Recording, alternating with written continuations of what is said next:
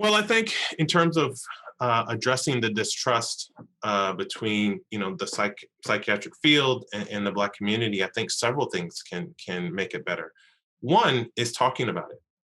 I think to your point about people need to know about Tuskegee. People need to know about the high rates of psychiatric misdiagnosis in Black men.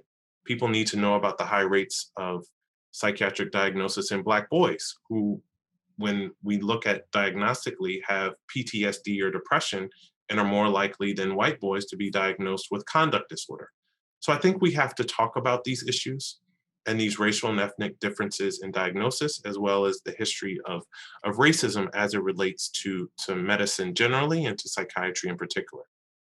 I think a second thing that we need to do is to try to form strategic, partnerships with trusted community-based organizations, such as churches and barbershops and hair salons. So I've actually done studies with barbers.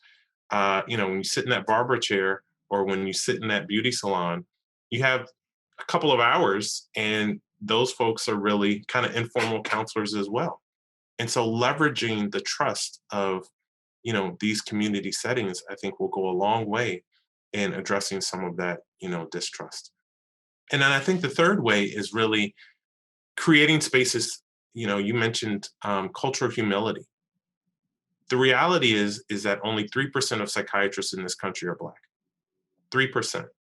And so it's incumbent upon the field to incorporate trainings around cultural humility so that everyone is aware of some of these historical injustices and is attuned to some of these factors that contribute to distrust, in communities of color.